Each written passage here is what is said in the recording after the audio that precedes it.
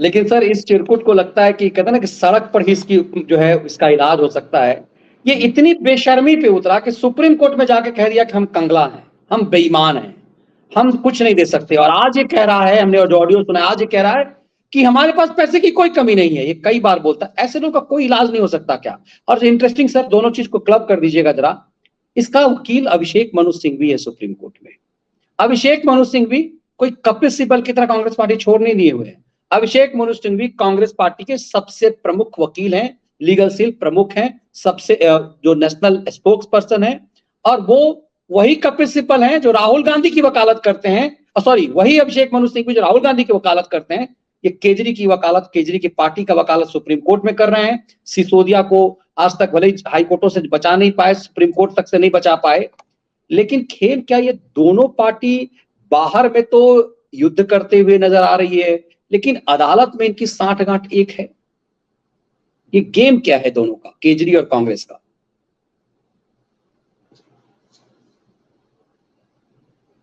आपका ऑडियो नहीं आ रहा, लगता है आपने साइलेंट कर लिया है, ऑडियो नहीं आ रहा आपका। सतीश जी का जो है ऑडियो मेरे ख्याल से कहीं पर उन्होंने शायद, आपने साइलेंट किया हुआ है, उसे ऑन कीजिए। सतीश जी का ऑडियो नहीं आ पा रहा है। तो हम यही बता रहे थे, जब तक सतीश जी का ऑडियो हमारे पास आ जाए, कि इस खेल को समझिए, इस खेल को समझिए कि सुप्रीम कोर्ट में जिस ढंग से यह षड्यंत्र रचा गया है। आपके ऑडियो में परेशानी हो रही है, थोड़ा सा एक बार मुझे लगता है कि आप ऑफ करके दोबारा से आइए। सतीश जी को हम दोबारा से जोड़ेंगे, उनके ऑडियो में थोड़ी परेशानी आ गई है। ये हम लगातार कह रहे थे कि जरा सा इस चीज को समझिए कि हमने अभी शाम में भी वो विश्लेषण दिया कि कैसे सुप्रीम षड्यंत्र हुआ, ईडी के डायरेक्टर को हटाने का खेल कैसे हुआ। लेकिन इन सबको लगता है कि ईडी के डायरेक्टर के हट जाने से हमारा एजेंडा साफ हो जाएगा। एक बार हम जोड़ने की कोशिश करते हैं सतीश जी को। ऑडियो मिल रहा है आपको सर? हमारा ऑडियो आपको मिल रहा है, लेकिन आपका ऑडियो नहीं आ पा रहा है। ये समझ में नहीं आ रहा ऐसा क्यों है। और थोड़ी सी तकनीकी मुझे लगता है कि गड़बड़ी हो गई है कुछ। एक बार आप इसे हटा दीजिए, वाईफाई हटा दीजिए और सीधे डायरेक्ट मोबाइल से आइए। हो सकता है कि डायरेक्ट मोबाइल से जो है वो सुविधा हो जाए। कभी कभी टेक्निकली हम ये समझने की कोशिश इसीलिए करेंगे कि ये पूरा षड्यंत्र क्या है, कैसे कैसे ये केजरी सुप्रीम कोर्ट में कह गया कि हमारे पास पैसा नहीं है रैपिड रेल के लिए, जो केजरी इस स्तर तक का षड्यंत्र कर गया, वो अब चौथी पास और ये ड्रामा क्या कर रहा है। बेंगलुरु में विपक्षी नेताओं की बैठक होनी है, केजरी उसमें इनवाइट नहीं है। तो कांग्रेस कहां पीट रही है केजरीवाल को और कहां चेक एंड बैलेंस कर रही है? ऐसा क्यों है कि अपने अभिषेक मनु सिंघवी को केजरी को बचाने के लिए सुप्रीम कोर्ट भेजती है और फिर दूसरी जगह उसकी ठुकाई करवा रही है? ऑडियो आ रहा है आपको सर? हाँ आ रहा। मेरी आवाज आई आपको? बिल्कुल बिल्कुल, फर्स्ट क्लास बुलंद आवाज आ रही है आपकी। हाँ, तो मनीष आपसे ये जानना चाह रहे थे कि दोनों का खेल क्या है। सुप्रीम कोर्ट में अभिषेक मनु सिंघवी बचाता है इसे, और बाहर भगवंत मान जो है कुटाई करता है कांग्रेस के एक मंत्री, पुराने पूर्व मंत्री को जेल भेजने की तैयारी में। केजरी को कांग्रेस बांधना चाहती है कि तुम छत्तीसगढ़ और मध्य प्रदेश में कूदने के लिए मत आओ। केजरी यहां कहता है कि नहीं, तुम दिल्ली छोड़ दो। तो बाहर ये लकड़बग्घे की तरह लड़ रहे हैं। लेकिन इसे मरने से बचाने के लिए यदि केजरी को कांग्रेस चाह ले तो कान अमेट करके इसे मार दे। लेकिन हो सकता है सिंघवी साहब को माल कमाना है, वकील है, तो वो मोटा इससे वसूली कर रहे हो कि बहुत कमाया है ये, बहुत जो है अपने सिसोदिया से, सत्येंद्र जैन से बहुत लूटा हुआ है। दिल्ली में शिक्षा का घोटाला सामने आना दे, लूट का पैसा जो बहुत माल है, कांग्रेस के पास तो माल की कमी हो गई है।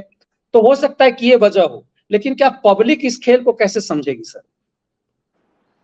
देखिए मनीष जी, कोर्ट के अंदर ये नहीं लड़ रहे, कोर्ट में एक दूसरे का साथ दे रहे, कि उनको मालूम है कि यहाँ जरा सी भी गलती दोनों जेल चले जाएंगे, क्योंकि दोनों बिल्कुल भ्रष्टाचार की कगार पे पहुंचे हुए हैं। वहाँ बेटा जमानत पे बाहर है, कई और नेता जेल जमानत पे बाहर है।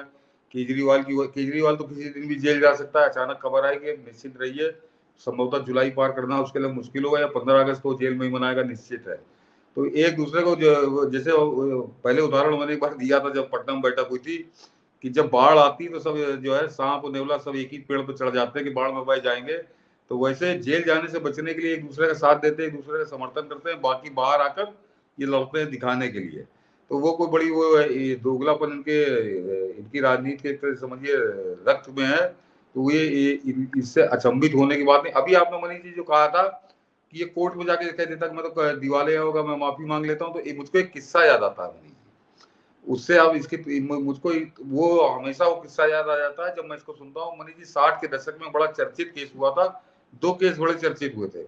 एक इनकम टैक्स का बहुत बड़ा अफसर, उसके पास जरूरत से ज्यादा आय से अधिक संपत्ति बरामद हो गई थी, इनकम टैक्स के छाप पकड़ लिया गया था विजिलेंस द्वारा, और वो सफाई नहीं दे पा रहा था कि ये पैसा आया कहाँ से। तो बाद में उसके वकील की सलाह पे उसकी पत्नी ने जाके कोर्ट में ये बयान दिया था कि मैं वेश्यावृत्ति करती थी, मेरे वेश्यावृत्ति कमाई, इस पर कोई टैक्स नहीं लगता। तो ये तो इनकम टैक्स के अधिकारी का था, बहुत कुछ ही लोगों को जानकारी होगी, लेकिन उससे एक और आदमी ने प्रेरणा ली थी। बॉलीवुड की बहुत मशहूर अभिनेत्री जिनका ताल्लुक नेपाल से था, ज्यादा नाम नहीं लूंगा क्योंकि देहांत हो चुका है, उनके यहाँ भी इनकम टैक्स का छापा पड़ा, बड़ी रकम पकड़ी गई थी। और जब पकड़ा गया तो उन्होंने खुद जाके अदालत में कहा था कि मैं जो हूँ देह व्यापार से मैंने ये कमाई की है, और देह व्यापार पर हिंदुस्तान में कोई टैक्स नहीं है। तो ये उसी जब मैं केजरीवाल को कोई बहाना बनाते सुनता हूँ तो मुझको वो तो किस्से याद आ जाते हैं। एक वो आयकर अधिकारी का और एक वो बॉलीवुड की अभिनेत्री का जिसने खुद जाके अदालत में कह दिया था कि मैं देह व्यापार करती हूँ, उसका ये आय है। ये किसी भी हद तक गिर सकता है मनीष जी, किसी भी हद तक झूठ बोल सकता है, किसी भी निर्लज्जता की सीमा को पार कर सकता है। तो इसका अगर राजनीतिक रूप से आकलन किया जाएगा, राजनीतिक दायरे में रह के, तो हर आदमी असफल हो जाएगा और बहुत कमजोर पड़ जाएगा। इसका आकलन जिस दायरे में, भाषा के दायरे में किया जा सकता है, जिन पैमाने पे, वो दर्शकों से कह दूं वो पान की दुकान, चाय के होटलों पे जिस तरह से नेताओं का चरित्र चित्रण करते हैं आम आदमी, ये उसी की योग्य है और उससे भी ज्यादा गिरा हुआ आदमी है। ये झूठ परे। अब जैसे अभी मनीष जी ने कहा, वो वास्तव में मनीष जी शर्मनाक है कि एक तरफ ये कांग्रेस को गाली बक रहा है, दूसरी तरफ अभिषेक मनु सिंघवी और कपिल सिब्बल के पैरों पर लेटा हुआ है। तो सोच लीजिए ये इसने इसके चारित्रिक पतन की सीमा पार कर चुका है ये आदमी। ये कुछ भी कर सकता है, ये क्या कहूँ इसको। बिल्कुल, और इसीलिए मैं बार बार लगातार कह रहा हूं कि चारित्रिक पतन देखिए, जिस कांग्रेस के लिए केजरी पब्लिक में आकर के ड्रामा करवाता है, भगवंत मान से ड्रामा इधर करवाता है, और वो चरण पे लेटा हुआ है अभिषेक मनु सिंघवी की। अभिषेक मनु सिंघवी उसकी कहते हैं ना कि जीवन रेखा है, दबा दे टेटुआ ना तो पूरा सरकार खत्म हो जाए, पूरा केजरी कांड हो जाए। तो समझा जा सकता है कि इसकी कितनी औकात होगी, ये कांग्रेस के खिलाफ बोल पाएगा। क्योंकि अभिषेक मनु सिंघवी कोई सिंपल नहीं है कि बाहर हो गए हैं, आज भी पार्टी के लीगल हेड हैं, और आज भी हर मसले में सलाह मशविरा के लिए पार्टी अभिषेक मनु सिंघवी के पास जाती है। वो लक्ष्मीमल सिंघवी के बेटे हैं, और तो समझा जा सकता है कि सुप्रीम कोर्ट के जितने कई सारे जज, हाईकोर्ट जज के, वो लक्ष्मीमल सिंघवी के आशीर्वाद से ही बने होंगे। तो इसके मायने समझे जा सकते हैं कि कितना पावरफुल है वो व्यक्ति, और इस पूरे कांड का मतलब क्या है।